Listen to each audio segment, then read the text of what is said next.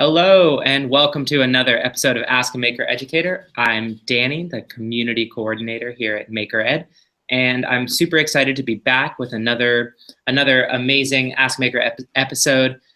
We've been out for a couple of weeks doing some really fun stuff. We had the Bay Area Maker Faire, we had the Maker Educator convening. There is lots of great content about these events on Maker Ed's website that you should definitely check out, and lots more coming soon, so stay tuned for some cool recaps.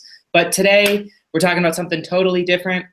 We are here to talk about some exciting things that are going on up in Sitka, Alaska, with the folks from the Sitka School District, who are some of the amazing educators who have signed the Maker Promise. So I'm really excited to have Mary and Cindy here from Sitka, Alaska. We're going to be talking about the Maker Promise. We're going to be talking about maker learning in their school district. We're going to be having some fun here on Ask a Maker Educator. So if you would like to join in on the conversation, be sure to tweet at us using hashtag Ask a Maker Educator, or you can use the chat box here in YouTube Live. To start off, I just want to give a little intro to the Maker Promise. The Maker Promise is a project that was started in 2016, a collaboration between Maker Ed and Digital Promise. And we're partnering and calling to school leaders and asking them to sign a pledge, and that pledge says that they will do three important things. They will designate a space for making in their learning environment. They will designate a champion who is going to lead the efforts around making in their school or school district, and that they're going to showcase the making that their students are doing. So these are three things that we think are really important to be doing in any maker learning environment. And so this is sort of the basic outline of the Maker Promise. And so we launched in March 2016.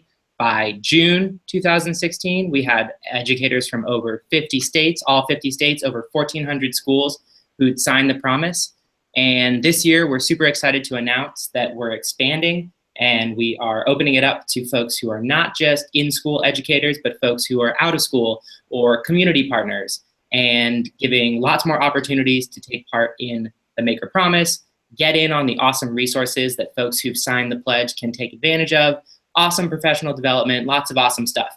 And most importantly, lots of awesome people getting involved. So you're getting to be part of a great network, including some really great folks, such as getting to what we're really here for.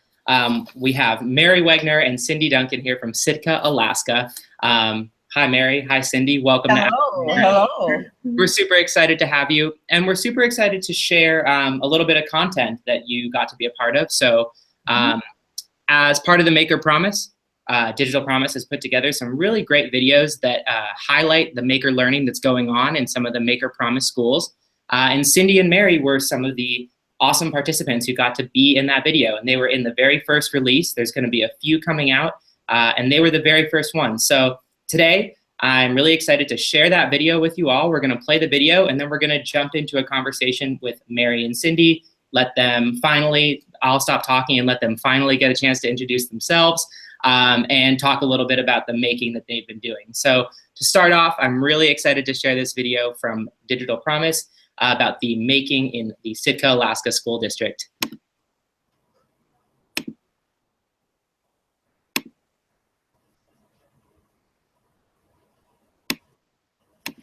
And here we go.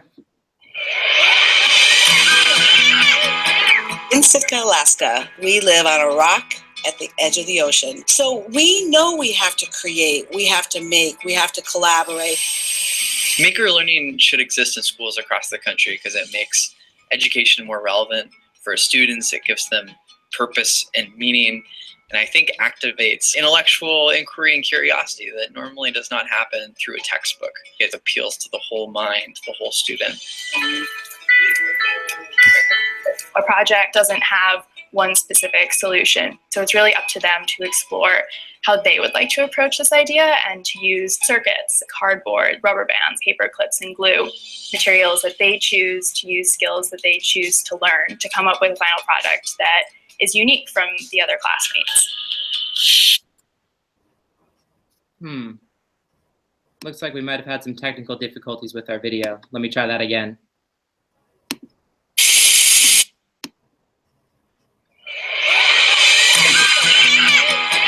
In Sitka, Alaska, we live on a rock at the edge of the ocean. So we know we have to create, we have to make, we have to collaborate. Maker learning should exist in schools across the country because it makes education more relevant for students. It gives them purpose and meaning, and I think activates intellectual inquiry and curiosity that normally does not happen through a textbook. It appeals to the whole mind, the whole student. A project doesn't have one specific solution, so it's really up to them to explore how they would like to approach this idea and to use circuits, cardboard, rubber bands, paper clips, and glue, materials that they choose, to use skills that they choose to learn, to come up with a final product that is unique from the other classmates. 8th grade is when I took my first shop class. We made cutting boards back then, and I really liked visualizing something in my own head and then putting it to use and making it. Kids engage most with real problems. So when they come into the space, it's all about encountering a problem and then creatively coming up with a unique design to solve that problem.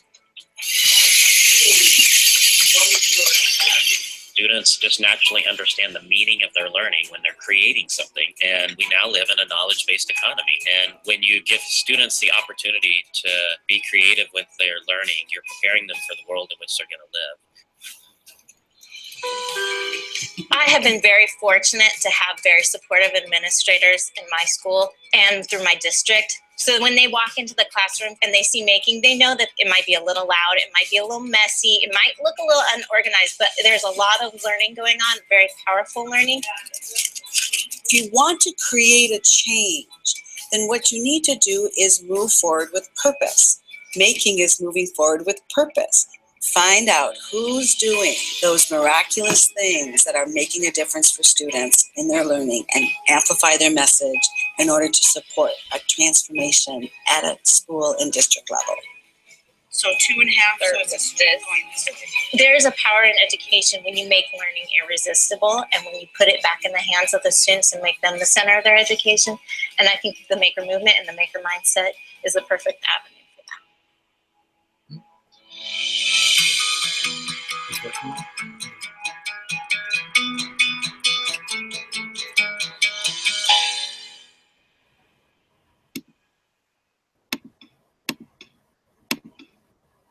All right, I know we had a little trouble with our video for a second there, so check out our Twitter for the link if you missed it or if it was giving you any trouble.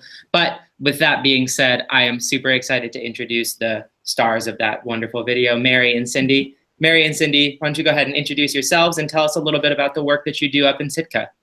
Okay, want to start? Sure. So I'm Cindy Duncan, and I am a 2nd grade teacher at Kikushihine Elementary School, and I'm in just finished my 11th year teaching 2nd grade here. And I got introduced to making probably about 5 years ago, and it just kind of blossomed from there. And Cindy actually graduated from Sitka High School. Yeah. Yeah. So, and my name is Dr. Mary Wagner, and I am the superintendent in the Sitka School District. This is my 3rd year as the superintendent, and I was the assistant superintendent prior to that. So 8 years ago, we didn't even have a wireless network here. And so I've been able to be here throughout the whole journey, and it's been very fun. I also am very involved in the ISTE advocacy efforts for the past decade. And my big claim to fame is that President Obama said my name when I was one of 100 superintendents invited to the White House, and President Obama highlighted our work here in Sitka. And Cindy was interviewed and was part of that, was mentioned in the speech also. And I also serve on the State Council for the Arts here in Alaska. So it's pretty important, this creative thought. Yes, it certainly and the sounds process involved behind it. And that's a wonderful claim to fame. I mean, that's a big thing to hear Barack Obama say your name. So in the East Room of the White House, that like no less. So Mary and Cindy, tell us a little bit about why for your community and the area that you live and kind of the place that you are doing making. Why is making so important to you in particular, and why has making over the last 5 or 8 years really made such important change in Sitka? Well, I can speak for myself that, I took a little time out of the education field after college, and I was working for a tribe, and I was using all kinds of technology and really problem solving and doing all these things. And then I came back to the classroom, and I didn't see that in the classroom. You saw the teacher teaching from a book, lecture-based.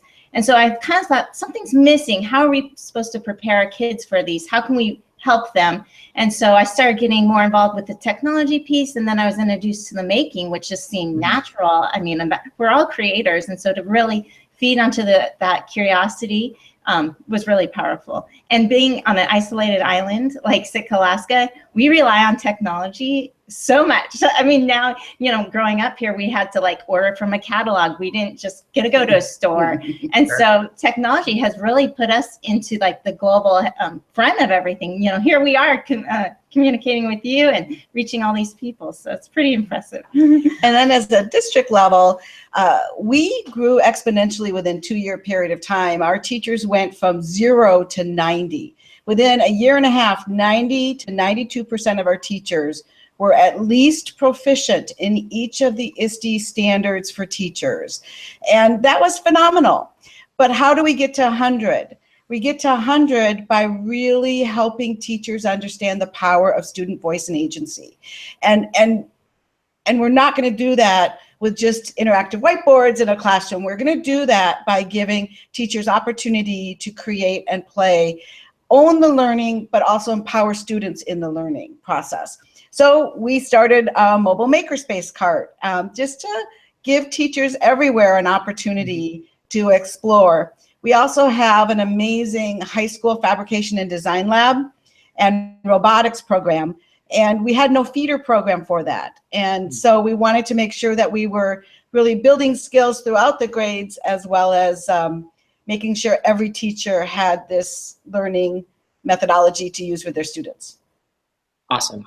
And for you all, being the kind of relatively isolated or maybe maybe a little disconnected compared to other folks who are doing making, did you find that there was kind of already the maker spirit built into the place that you were coming from, or did you find that sort of culturally that making was already there up in Sitka? Yeah, I would definitely say so. Definitely tying into our local culture too, where everything is like art based, and we were really able to tie that into the making, and it just really took off. So. Yeah, it sounds like that would be a really interesting connection. That kind of jumped to mind as you were describing that isolated nature as both a plus and a challenge. Yeah, I think that's one reason why the video that Digital Promise put together focuses on the many areas in which we make here in Sitka School District. Definitely, that seems super important.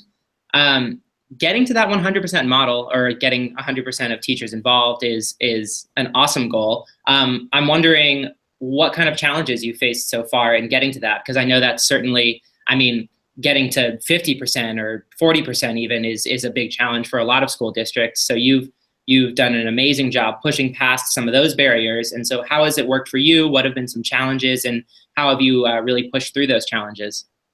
I think for me, connecting with, when I was introduced to the making movement, we had this great stuff going on in the secondary levels, but not in the elementary. So I really relied on a lot of outside networks to help get ideas, motivate me, just, like that support. And then as I got more confident, then I pulled in parents and students, and they supported me. When I started making in my classroom, we called it Maker Monday.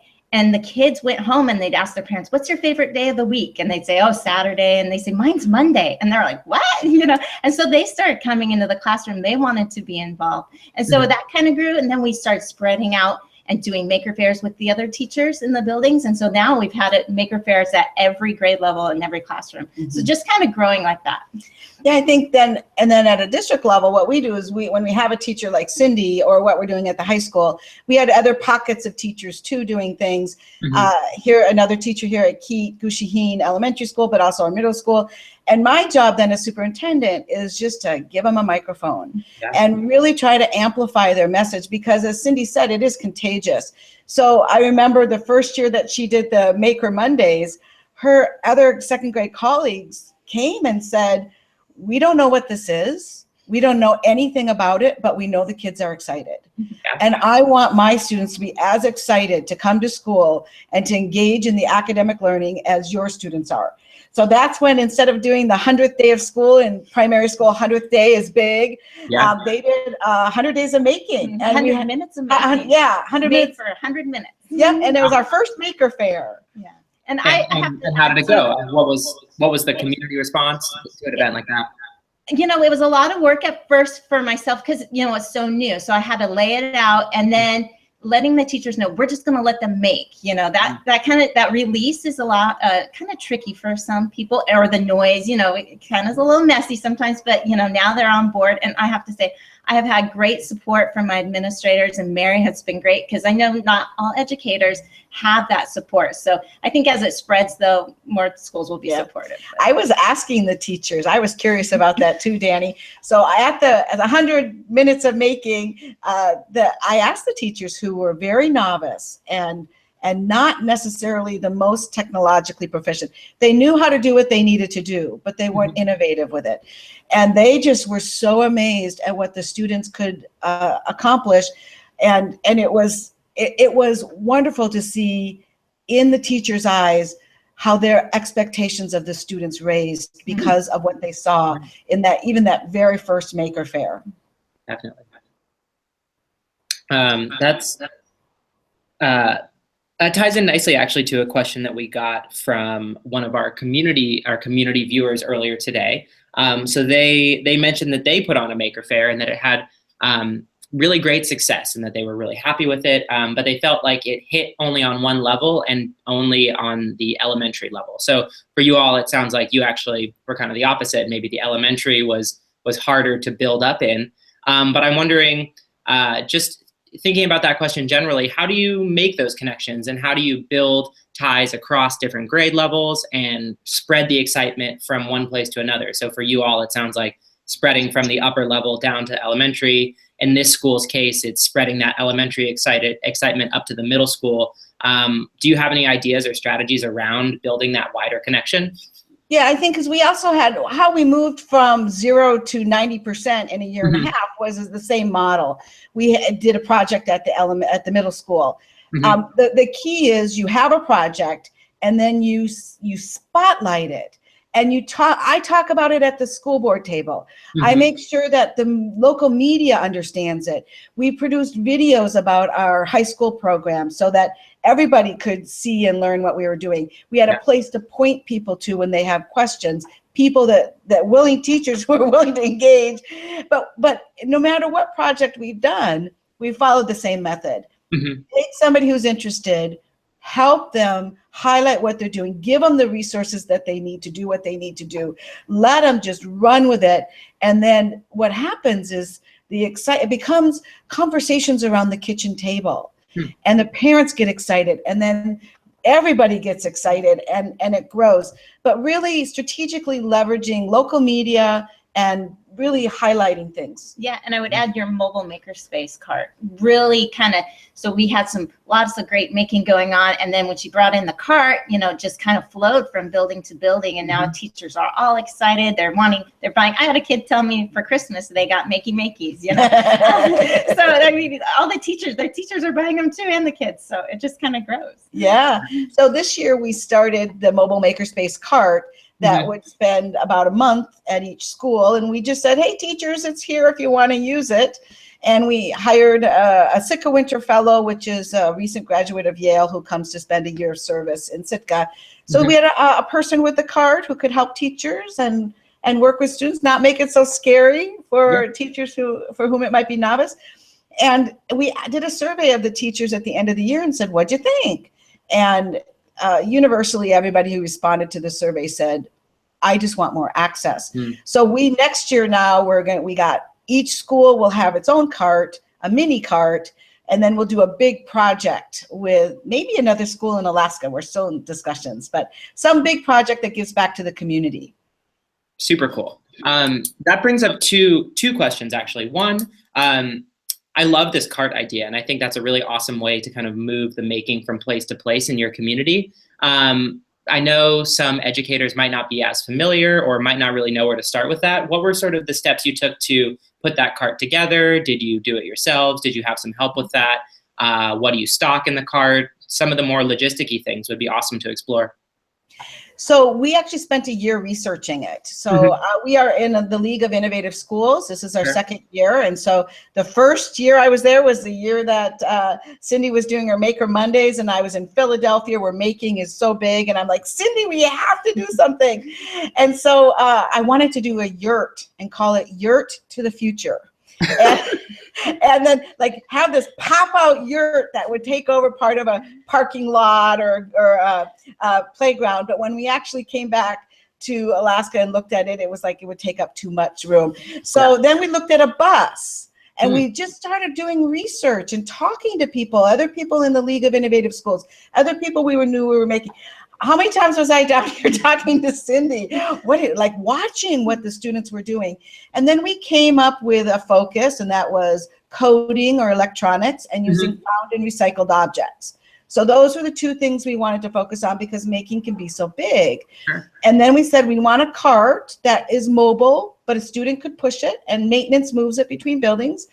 So we got Makey-Makeys and Raspberry Pis and an Ozabot, and then Cindy got a new 3D printer, so we got her old 3D printer, and we have squishy circuits and paper circuitry, and we just did research about what were people talking about. We looked at other people who put together carts, and we looked at their resources. It cost us about $10,000 to put the cart together, and it has been one of the best investments we've made. Super cool. Are there ways that the cart or the making curriculum in general kind of shifts as students find new interests or things that they get excited about that you didn't maybe expect? Well, one thing is like she had I think, how many Makey-Makeys did you have on the cart? We only had 2. And all mine have been disappearing all year because teachers are always borrowing them. So I think you get them a little bit and then they'll go and buy their own, or, they'll invest in some other things. And it's just we had 2 Raspberry Pis and 2 Makey-Makeys, and we ended up quickly going to 6 because 6 seemed to be a good number for a classroom. And now for the carts, every cart will have a set of 6 Makey-Makeys and a set of Ozabots because everybody wants them. And the teachers got their feet wet with the Makey-Makeys. Now they're starting to ask me about the Raspberry Pis, so, it's like kids, getting them excited, That's awesome. The other thing I was wondering about, based on the way you kind of described your scaling process, was the way you connect with local media, because that's something that I think, like you mentioned, is super, super important, but definitely something that not everyone is comfortable with or familiar with the ways to connect what's going on in their schools to other local outlets. I'm wondering if you have any strategies or advice around taking those steps, Mary, or Cindy, if you were involved as well, of course. Sure. Well, we're very fortunate in Sitka that we have community radio, newspaper, and television that is very supportive. We are very much a community here, and the school district is the second largest employer. What happens in the school district matters to the whole of the community and the economic viability of the community. So we're very fortunate, not recognizing that not everybody has that. But I would say the number one thing that helps us continue to maintain good relationships is that I answer calls. When they call, I know what their deadline is, and I don't care if it's a tricky situation or not. I'm going to answer their questions, and I'm going to give them information. And sometimes, because of our relationships with them, I can say, you need to understand this for context, but this is not to be printed. And I can trust them to do that so that they can really understand what we're trying to accomplish, even if it doesn't fit into the whole of the story that they're trying to put together. But like today, we had, last week, we had a school board work session where the school board members got to make. And so then we had, yesterday, there was a radio piece about it. We're on a local television station run all the time that people watch. And tonight we'll be in the newspaper, and the photographer came in today to take pictures of the cart, and I was talking to the reporter with her, clarifying questions today. So I would just say, don't be afraid to put it out there. The other thing that really helps us is we created this video about the Fab Lab at the high school 4 years ago now, and it got some hits, and some people were noticing it. So having other resources that you can turn the reporters onto Yeah. helps them understand the context of what you're doing, because everything, it's messy, it's a process, it's not perfect, it's not supposed to be. So helping the reporters understand what you're trying to accomplish through some tangible ways can be helpful. Yeah. You've been interviewed. We had PBS here doing a project on you. We've had Ted Dintersmith here. I did a piece for EdSurge about through making, I was able to increase attendance in my classroom because the kids were motivated to come to school. And so I did a piece for EdSurge. And I'm very shy. I hate public speaking. But because I saw such powerful things happening with the maker movement, I was like, okay, I have to get this out there, even if it's painful, because it's exciting. Yeah, it's super exciting. And it gets into that idea of documentation that really is so important for making with students. I mean, it's important to document your work as well in the process that you're taking to making a reality in your environment. I mean, yeah, and so what we did is, as part of our design team last year, we hired a researcher who helped us during the design process. And what we shared at the school board meeting last week was his final report that has all the statistics about the levels that we were using it, the number of students impacted, but also, what's on the cart, it's all there. Yeah. But also, what were some of the takeaways? What did we learn? And it was just an open-ended, let's watch and see the impact that this has on teaching and learning.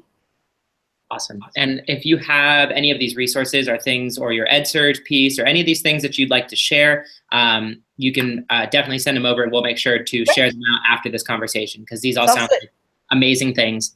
The final thing I want to talk about with our last couple minutes is kind of what brought us all together today. And that's the Maker Promise. And so I'd love to get a little into why you decided to sign on to the Maker Promise, how that has benefited and impacted your school district, and why you might encourage other educators to take that step and take that pledge. Well, I can tell you that as a superintendent, I wanted to sign the Maker Promise because I wanted to be very intentional about supporting the work that Cindy was doing, the work that other people in the district were doing. And I wanted to be part of a larger community because I learned so much during the research year about what's out there and how many, as you say, Danny, awesome people there are.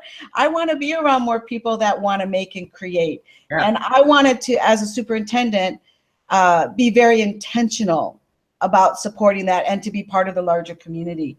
So I went to Cindy as soon as it came out and said, Cindy, do you want to be my champion for the district? And it's not often that you get to be called a champion. So I know. Yeah. And I think being a part of it has been so beneficial, to help empower students and, to connect, technology, and everything's changing so fast. So it's like, how do you stay afloat? How do you keep up? And it's by joining networks and being a part of the larger system. So. Absolutely. And Maker Promise is certainly an exciting one and a growing one, and it's full of awesome folks. Use that word again, awesome folks like you all. And it is great to hear that it has been had such a great impact on your community as well. We are just about out of time. Mary and Cindy, it has been so great to talk to you. I will be sure to share out any of these resources that we've discussed, including the news media and anything else that you want to make sure that other educators both in and out of this Maker Promise network can see. We would love to do that and help you out with that. Ask a Maker Educator will be back in 2 weeks. We're shifting our schedule, so we will be here every 2 weeks rather than every week like we were doing before. We're going to be having another exciting session with some of our Maker Promise educators. We'll be speaking to the stars of another Maker Promise Digital Promise video, so stay tuned for more info on that and for the release of that second video. Once again, thank you so much, Mary and Cindy. Thank you, everyone, for watching. Thank you, everyone. Thank you. Thanks, Danny. And I'll see you all in 2 weeks.